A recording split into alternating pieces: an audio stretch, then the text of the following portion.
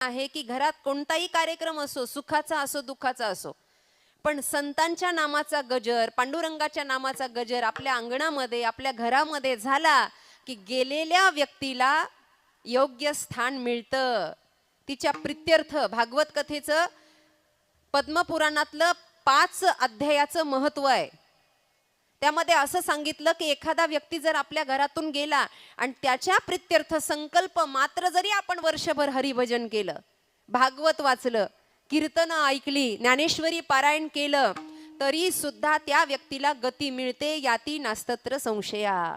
आणि म्हणून पाटील परिवारांच्या या 2 मुलांनी आणि जयवंतीताई असेल, त्यांच्या भाऊजाया अर्थात संजू दादा प्रमोद दादांच्या पत्न्या असतील, त्यांची मुलं असतील, संपूर्ण परिवार या आईच्या जाण्यानं दुःखी आहे. आणि म्हणून आज कीर्तनाच्या माध्यमातून एक भावपूर्ण श्रद्धांजली अर्पण करायची आणि देवाला प्रार्थना करायची. देवा, आजच्या या कीर्तनाचं जे काही पुण्य निर्माण होईल ते आमच्या आईच्या प्रित्यर्थ तुझ्या चरणी आम्ही अर्पण करतो. कायेन वाचा मनसेंद्रियेत्वा बुद्ध्यात्मदावा प्रकृती स्वभावा करोमि यद यद सकलम परस्मै नारायणायती समर्पयामी. आमचं पाटील परिवाराचं हे छोटंसं फूल तुझ्या पायावर पडलं देवा. ए देवा, ऐक ना, अरे आमची आई गेल्यानंतर आई म्हणून तूच आमच्या डोक्यावर प्रेमाचा वर्षाव करणार आहे, आमचं सांत्वन करणार आहे. परमात्मा, आमचं दुःख दूर कर, अशी प्रार्थना करूयात. विठ्ठल विठ्ठल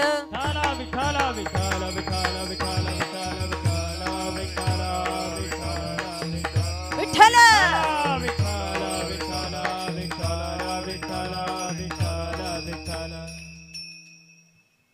वंदनीय तुकोबारायांचा उपदेशपर प्रकरणातला हा अभंग फार गोड आहे.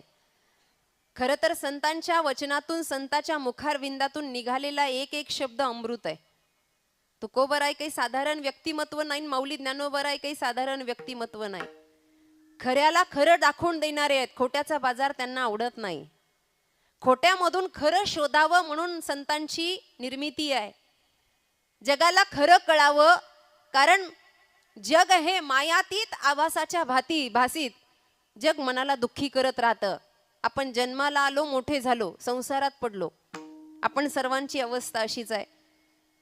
आई बाप आहेत, बहिणी बाळा आहेत, भाऊ बंद आहेत, या सगळ्या बाजारामध्ये इतकं गुंतलो की यातून निघायचं म्हटलं तरी सुद्धा मार्ग सापडत नाही. खरं तर यातलं कुणीच आपल्या सोबत येणार नाही ना, आपण कुणाच्या सोबत जाणार आहे का? रोडपालीला एखादी यादीमध्ये नाव आहे का? सरनात उडी टाकली एखाद्यानं आहे का? कितीही प्रेम असेल तर आजपर्यंत कुणी कुणाच्या मागे गेलेलं नाही.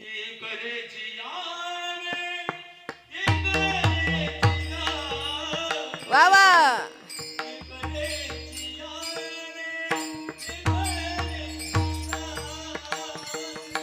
एकलेची जावे, एकलेची यावे, एकलेची जावे, एकलेची यावे, एकलेची जावे.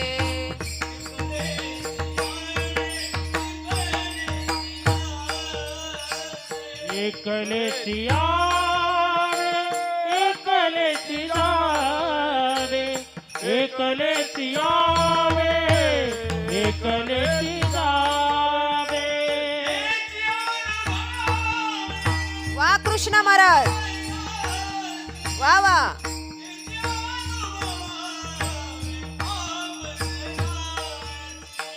हेची अनुभवा वा वा. आपणाची, हेची अनुभवावे आपणाची.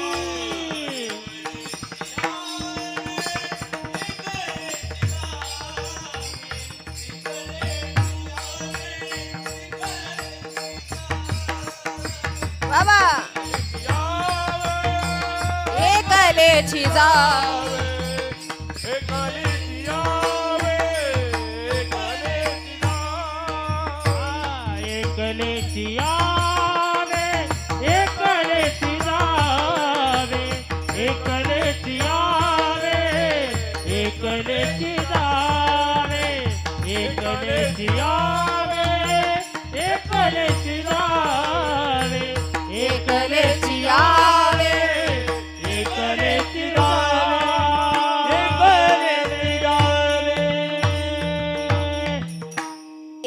एकेलेची यावे आणि एकेलेची जावे. बरं एवढं सगळं कळतं तर मग आपल्याला ज्ञान का होत नाही, आपण गुंतून का राहतो? हे सगळं कळतं आम्हाला, पण महाराज वळायला आम्हाला प्राधान्य नाहीये, आमचं बळ पोचत नाही. हिंदी शायरानं वर्णन केलं, लेके कंधे पे तुझको चले जाएंगे कौन, तेरे अपने ही तुझको जलाएंगे. आपणच, आपलेच, दुसरे कुणी नाही. अरे हे आपलेच जाळायला निघाले. बरं झालं त्या पहुडलेल्या प्रेताला जागृती नाही, ते खरंच प्रेत आहे, ते जागा असतं तर भांडलं असतं. तुम्हीच घेऊन चालला का रे मला, अरे जीव लावला ना तुम्हाला आणि तुम्हीच जाळायला. अरे राहू द्या ना 8 दिवस. कुणी गेल्यानंतर आपण राहू देतो का? लोक म्हणता उरका उरका उरका, आम्हाला कामं आहेत म्हणता. का बरं? तुमचं प्रेम आहे ना, प्रेम आहे ना, मग प्रेम आहे तर थोडा वेळ राहू द्या ना. हाड सुद्धा घरामध्ये आणलं नाही. लेके कंधे पे तुझको चले जाएंगे, तेरे अपने ही तुझको जलाएंगे. 4 दिन के मुसाफिर तू सो क्यों रहा, अब तो कर ले मोहब्बत मेरे राम से. आता किती दिवस या संसार निद्रेमध्ये गाढ झोपायचं बाबा? इथे कुणी कुणाचं नाहीये. मेल्या मागे सर्व राहिले, तुटतील धागे दोरे. नाही रे नाही कुणाचे कोणी, नाही रे नाही कुणाचे कोणी, नाही रे नाही कुणाचे कोणी, नाही रे नाही कुणाचे कोणी. आय बहीण कुणाची, भाव कुणाचा, कोण कुणाची सगळे सोय रे, कोण कुणाची सगळे सोय रे. मेल्या मग सर्व राहिला, मेल्या मग सर्व राहिले, तुटतील धागे जोडे, तुटतील धागे जोडे. प्राणमायेचा बाजार, प्राणमायेचा बाजार, प्राणमायेचा बाजार, प्राणमायेचा बाजार. हे प्राण्या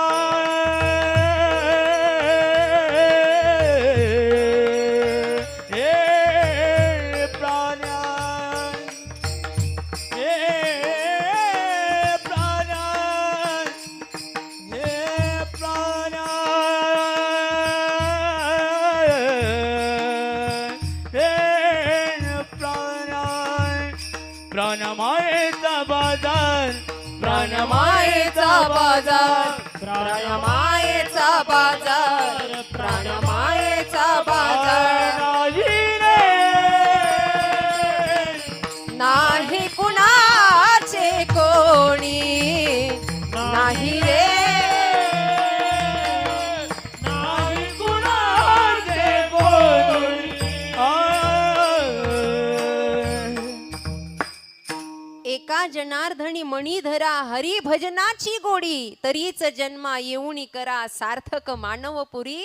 प्राण्या मायेचा बाजार, बहीण कुणाची, भाऊ कुणाचे, कोण कुणाचे सगळे सोयरे.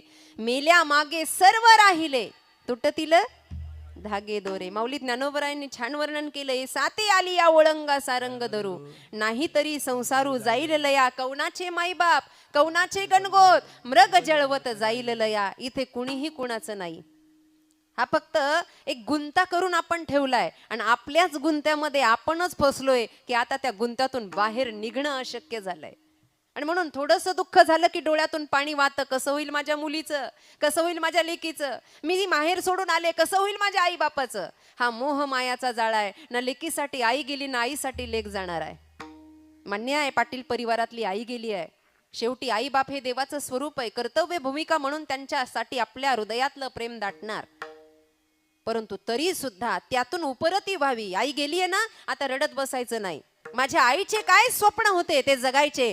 त्यांना जर मोक्ष करून द्यायचा असेल प्राप्त, तर सुनबाई, मुली, मुलं, नातवंड यांनी परमार्थिक कार्य करावे. त्याचं पुण्य या आईंना मिळेल आणि त्यांना मोक्ष प्राप्ती होईल. नाही तर पुन्हा हे चक्रव्यूह असंच चालू राहणार. पुनरपी जननम पुनरपी मरणम पुनरपी जननी जठरे शयनम. हे असंच चालू राहणार बाबा. पण या चक्रव्यूहातून कुठेतरी निघलं पाहिजे, निघावं म्हणून तर तुकोबारायांचा उपदेश आहे. भगवंतानी गीतेमध्ये उपदेश केला अर्जुनाला. अर्जुनाची आणि आपली अवस्था काय वेगळी होती का? अर्जुनही रडतायत, आपणही रडतो, बरोबर आहे की नाही? गीतेमध्ये, माझी भाषा कळते ना आपल्याला, गीतेमध्ये अर्जुनही रडतायत. सुरुवातीला अर्जुनानं शस्त्र टाकले, मला युद्ध करायचं नाही, मोहांध झाले अर्जुन. अर्जुनही रडत होते, आपणही रडतो. अर्जुनालाही रडवणारे जवळचेच होते आणि आपल्याला फरक काही आहे का? फरक काहीच नाही आहे. तिकडेही कुरुक्षेत्र आहे आणि इकडेही कुरुक्षेत्र आहे, पण फरक मात्र एक आहे. तिकडे भगवान श्रीकृष्ण आहेत आणि इकडे माऊली ज्ञानोबराय आहे. ज्ञानेश्वरी आपल्यासाठीच आहे, आपल्याला गीता कळणार नाही. तिकडे गीता भगवंतांनी उपदेश केला ना, अर्जुना माझं ऐक, कशाला रडत बसलाय? अरे ज्याच्या रथावर देव आहे, कळतंय का?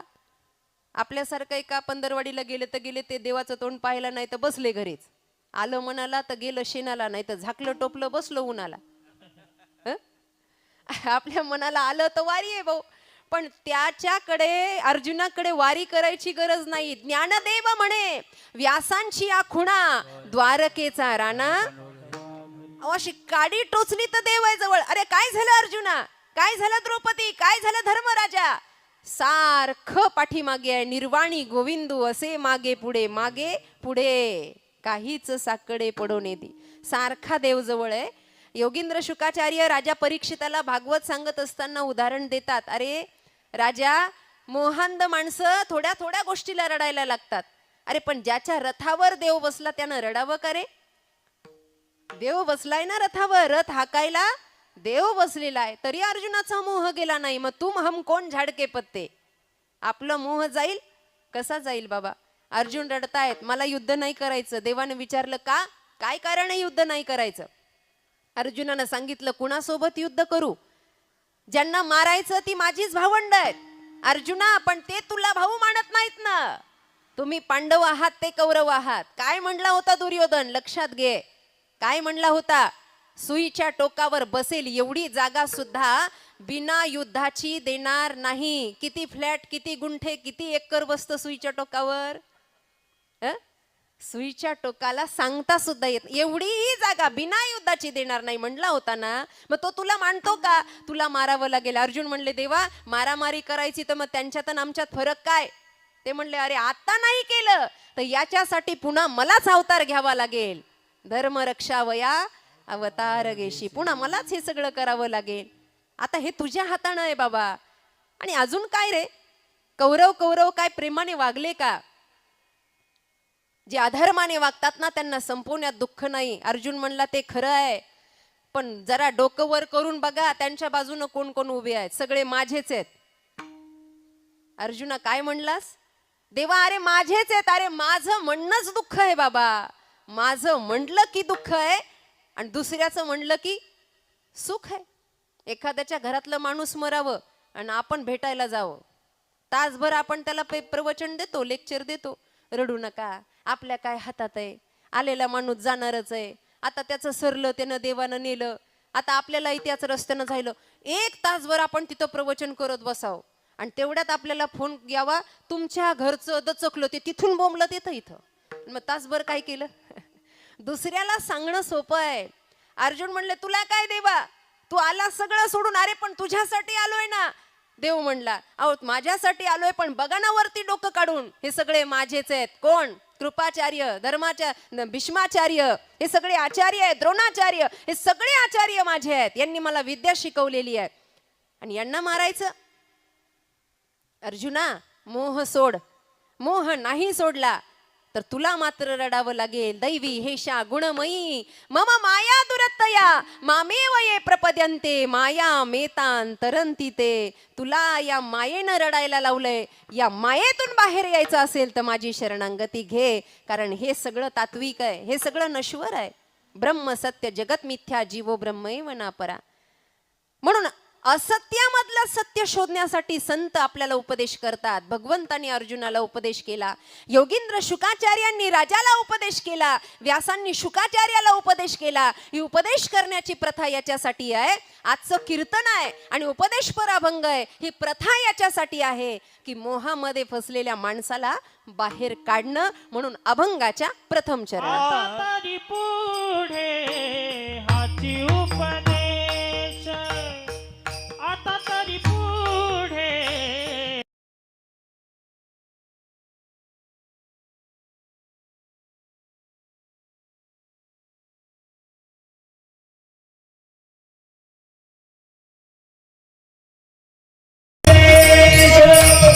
आता तरी पुढे हाची उपदेश, आता तरी पुढे हाची उपदेश, आता तरी पुढे हाची उपदेश, आता तरी पुढे हाची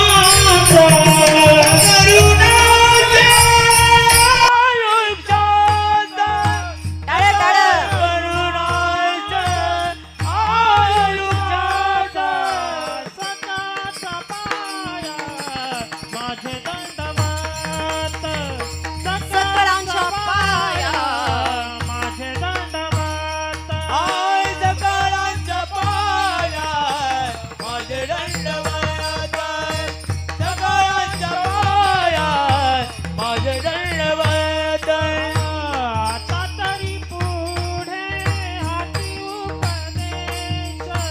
नका करू नाश आयुष्याचा, नका करू नाश आयुष्याचा, तरी पुढे हाची उपदेश. नका करू नाश आयुष्याचा, नका करू नाश आयुष्याचा.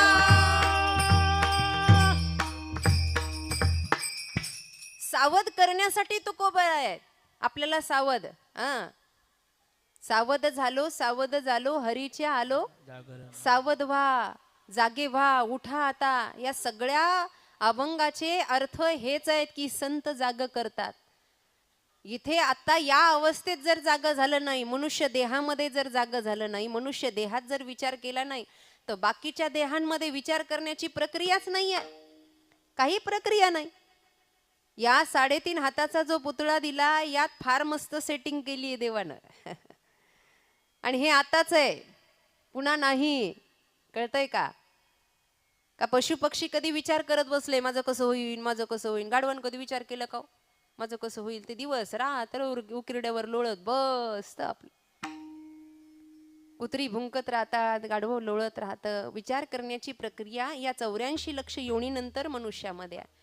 मग सारामध्ये सार काय आहे, या ब्रह्मांडामध्ये खरं काय आहे, ही जाणीव करून देण्यासाठी, सत्याचं अस्तित्व सांगण्यासाठी संत आपल्याकडे उपदेश करतात. राजा होता एक राजा, आणि राजा जेवढा नीतिशील होता, फार प्रयत्न केले. विवाहानंतर राजाने फार प्रयत्न केले वंशवृद्धीसाठी. एका साधूचा आशीर्वाद मिळाला आणि 7-8 मुली झाल्या राजाला. 7-8 मुली झाल्या. राजा म्हणला आता मुली म्हणजे दुसऱ्याचं धन आहे, काय करावं? मग पुत्र कामिष्ठी यज्ञ केला. प्रभू रामचंद्रांसाठी जो महाराजा दशरथांनी केला होता, तो पुत्र कामिष्ठी यज्ञ केला. आणि मग पुत्र कामाच्या इच्छेनं पुत्र प्राप्ती झाली.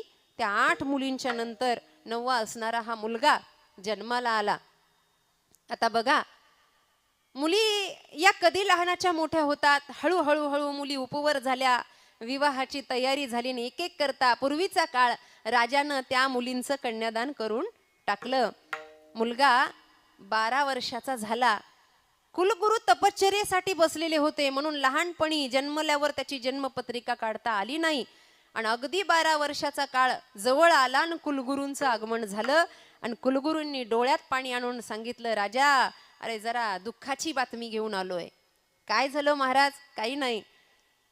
8 मुलीच्या नंतर चिरंजीव जन्माला आले आहेत, पण 8 दिवसाच्या वर याचं जीवन नाही आहे. हा 8 दिवसाच्या आत जाणार आहे. मुलगा चांगला हष्टपुष्ट होता, चांगला होता. राजानं डोकं असं मारून घेतलं, महाराज अहो काय सांगता, काय काय नाही केलं? तुम्ही इथे नव्हते, तुम्ही तपाला बसलेले होते महाराज. जनसमुदाय एकत्र केला, अन्न धान्य वाटप केलं, गो ब्राह्मणांना गायी दान केल्या, पुत्रकामेष्टी यज्ञ जोरदार केला आणि मुलाचा नवस केला. मुलगा मिळाला. जर तो मरणारच होता तर मग जन्माला तरी माझ्या पोटी तो कशाला आला? राजा हे वाक्य तुझं चुकीचं आहे, हे वाक्य तुझं चुकीचं आहे. आणि राजा त्या मोहामध्ये एवढा वेडा झाला की गुरु काय उपदेश करतायत हे राजाला कळतच नव्हतं. म्हणून ज्ञान सांगण्याचं सुद्धा शास्त्र आहे बरं. ज्ञान कुणाला सांगावं याचं पण शास्त्र आहे. जास्त मोहात गुंतलेल्या व्यक्तीला शास्त्र सांगू नये. ते रडत बसतो ना, आपण त्याला समजावून सांगावं, काही उपयोग नाही राहत त्याचा. जास्त भूक लागलेल्या व्यक्तीला शास्त्र सांगू नये. एखाद्याला भूक लागली ना आपण म्हणावं, म्हण धर्मक्षेत्रे कुरुक्षेत्रे, तर म्हणतो चल पळ जेवायला दे आधी, नंतर सांग मला काय. रोगी माणसाला ज्ञान सांगू नये. ज्ञानाच्या काही अवस्था एवढा मोहांध झाला की गुरु त्याला न बोलताच निघून गेले. आणि मग राजा त्या मुलाला घेऊन बसला. बघता बघता बघता त्याला ज्वर वाढला. ज्वर म्हणजे ताप वाढला. आणि एवढा ताप त्याच्या मस्तिष्कापर्यंत गेला की तो मुलगा एका जाग्यावर पडला. 8 दिवसात जाणार. सगळं कुटुंब बसलं, प्रजा दुःख करू लागली आणि राजाच्या डोळ्यातले अश्रू काही थांबना. राजानं डोकं ठेवलं त्याच्या उशाला, असं मायेनं हात फिरून फिरून रात्र रात्र जागून राजानं काढली. शरीर थकलं राजाचं 7-8 दिवसात आणि राजाला निद्रा लागली. बघा निद्रा लागली बरं का. एवढ्या सगळ्या दुःखामध्ये राजाला डुलकी आली आणि त्याच काळामध्ये झोप. राजाची आई अशी उशाला बसलेली, बायको अशी समोर, बाकीच्या दासदास्या बसलेल्या. ज्याला भयंकर ताप आहे, आता जो मरणाच्या दारात उभा आहे, मरणाच्या दारात उभा आहे आणि तो असा पहुडलेला आहे. बस आता यमदूत त्याला घ्यायला आले आणि त्या काळात डुलकी लागली आणि राजाला झोप लागली. आणि झोप लागल्याबरोबर राजाला स्वप्न पडलं. स्वप्न पडलं, युद्ध प्रसंग मोठा होता, भयंकर. आणि त्या स्वप्नामधल्या युद्धामध्ये राजाला 8-9 मुलं झालेली होती. इकडे हयातीमध्ये एकच आहे, पण स्वप्नात 8-9 मुलं झाली. आणि 8-9 मुलं युद्धाच्या प्रसंगाला बापाच्या मागे उभा राहिली. राजा झोपेतच हसायला लागला. काही काही माणसं झोपेत हसतात ना, तसं राजा झोपेतच हसायला लागला. वा वा, मला युद्ध करायची गरज नाहीये, माझी मुलं युद्ध करतायत. स्वप्नात बरं का. राजाची आई राजाच्या तोंडाकडे पाहते, राजाच्या बायकोच्या तोंडाकडे पाहते. ती रडते, ही रडते आणि हे झोपेत हसतंय. ते मरणाच्या दारात पडलंय. आणि याला झोप काय म्हणते, याला स्वप्न काय म्हणतं? अरे 8 जन्माला आले आहेत आणि 8 युद्धाला बापाच्या समोर उभे आहेत आणि रणांगणात युद्ध चालू आहे. आणि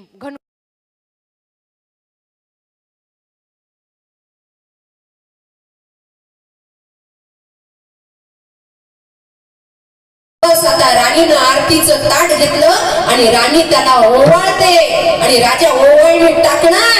त्याच वेळेला टाहू फुटला. गेला गेला हो, वंशाची वृद्धी करणारा आपला वंश खंडित झाला. आणि जसं टाहू फुटला तशी राजाची झोप खडबडली. राजा जागा झाला. राजा जागा झाला आणि सगळे रडतायत. जो जीवाचा काळजाचा तुकडा होता तो तर गेला. सगळे रडतायत आणि राजा हसायला लागला. लोक म्हणले येड लागलं याला, याचा मुलगा गेला म्हणून हा वेडा झाला, हा हसायला लागला.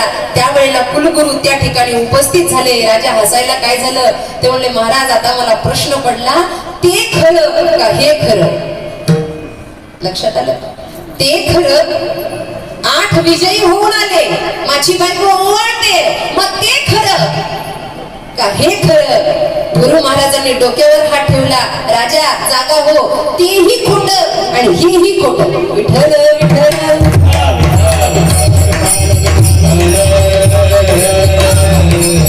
स्वप्नात आढळत ना तेही खोटेच आहे. मग हे तरी खोट तरी आहे, हेही जाणारच आहे बाबा. हेही खोट आणि तेही खोट. मग महाराज सत्य काय आहे? राजा या जगतामध्ये ब्रह्माशिवाय दुसरं सत्य काहीही नाही. काहीही नाही. एक तो सत्य आहे. म्हणून सत्य तू सत्य तू सत्य तू विठ्ठला का दाबीला जगदाकारा. पशु पक्षी येतात, दाना पाणी खातात आणि उडून जातात. अंगणी पक्षी येते ते काय गुंतुनी राहती आहे की नाही. वस्ती कर वस्ती. वस्ती कर वस्ती आला. आवाज त्याचा पाहिजे.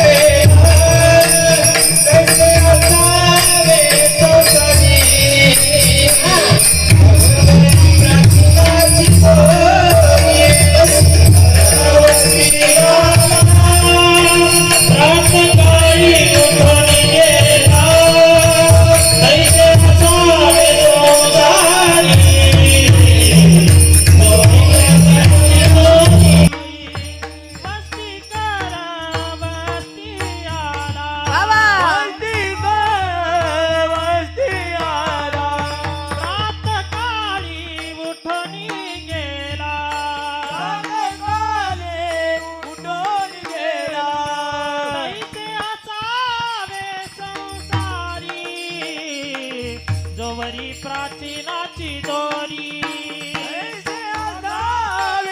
संसारे. जोवरी प्राचीनाची दोरी. पशु पक्षी येतात, दाना पाणी खातात आणि भुरकून उडून जातात. महाराजांनी त्यांनाही गुरु केलं होतं. येतात, खातात आणि जातात. तसं आपणही यायचं, आपलं कार्य करायचं, निघून जायचं. जागं व्हा, आता जागं व्हा. आता मायेमध्ये किती दिवस पडणार, आता तरी पुढे. हाची उपदेश. आता हा शब्द मंगळ दर्शवणार आहे. मागे जे झालं ते झालं. बीत गई सो बीत गई. तकदीर का शिकवा कौन करे. जो तीर कमान से निकल गया उस तीर का पीछा कौन करे. बाणातून तर्कसातून निघालेला बाण, घड्याळातून गेलेली वेळ आणि शरीरातून गेलेला प्राण पुन्हा कधीही परत येत नाही. तर कोट्यावधी घरात कोरोनामध्ये लोक गेले आहेत. आणले असते ना दवाखाने खरीद करून, परत आले का? परत गेलेला येत नाही हो. येत नाही. मग आता सावध व्हा. आता म्हणजे मागे जे झालं, काय पाप केलं असेल, देवाला आठवलं नसेल, जे झालं ते जाऊ द्या. पण जेव्हा तुकोबारायांचा हा अभंग कानावर पडला, जेव्हा गाथा वाचली, जेव्हा पांडुरंगांना पाहिलं, कोणतं तरी एक निमित्त असेल ना, कोणतं तरी एक निमित्त असेल की जगातलं दुःख पाहिलं. आता तरी सावध व्हा. माणूस मरतो. बरं जाऊ द्या, एक प्रश्न विचारते तुम्हाला. आता थोडंसं मला दुःख हलकं करायचंय. माझ्या बोलण्याचा उलटा अर्थ घेऊ नका. मला हलकं करायचंय दुःख पाटील परिवाराचं.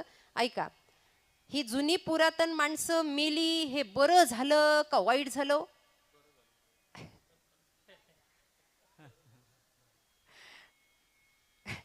मला यांच्याकडून पाहिजे होतं. तुम्ही मध्येच बोलले. तुम्ही हुशार मोठे. बरं झालं का वाईट झालं? वाईट झालं. आणि ते असते ना, आपल्याला बसायला जागा नसती ना पुरली. मग आता किती वाटण्या करावं लागल्या. मेलेच नसते लोक तर. किती जागा अवघड, गाड्याच कुठं लावल्या असत्या. आणि एवढे लोक, जे बघा पूर्वीची पिढी, पहिली 9-10 पिढ्या आठवा, तेवढे जर असते.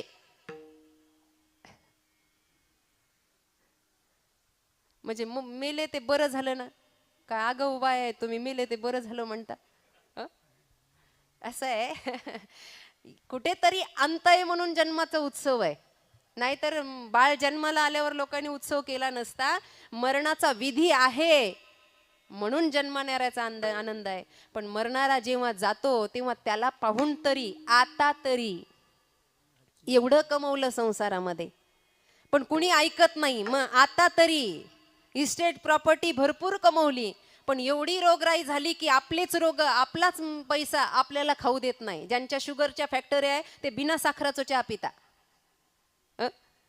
आपलंच आपल्याला खाऊ देतं का बाबा? एवढी रोगराई वाढली. पूर्वीच्या काळामध्ये कामं एवढी होती, मशिनरी कमी होत्या म्हणून शरीर स्वास्थ्य चांगलं होतं. शरीर चांगलं आहे. जुन्या आजीबाई मी बघितल्या आतमध्ये बसलेल्या, असं काडी शरीर झालं, पण एवढ्या अशा टवटवीत आहेत, भारी आहेत एकदम. आणि आताच्या मेकअप करू करूच मेल्यात.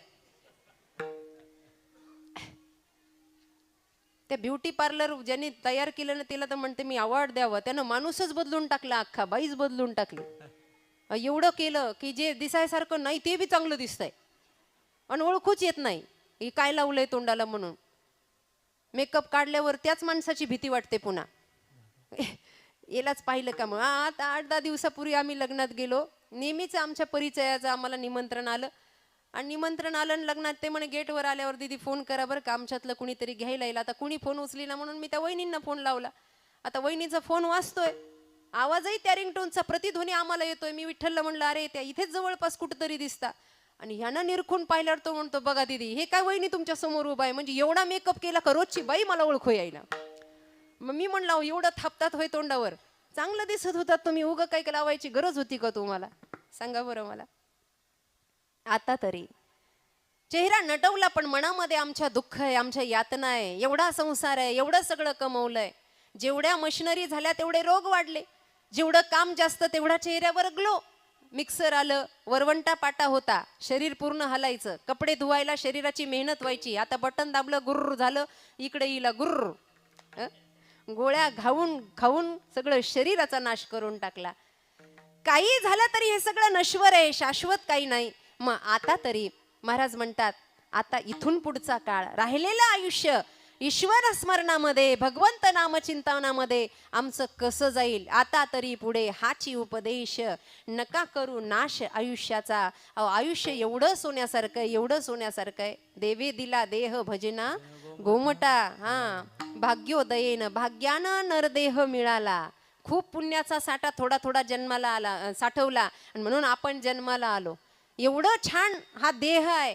फक्त या देहाचा सदुपयोग जर संप्रदायात आपण केला, तुम्ही बघा डोळे किती छान आहेत, नाक किती छान आहे, कान किती छान आहेत, रंग दोनच आहेत, काळा किंवा गोरा, पण तरीही माणसं किती सुंदर आहेत. फक्त या माणसात थोडासा प्रेम भाव दाटला की माणसालाच लोक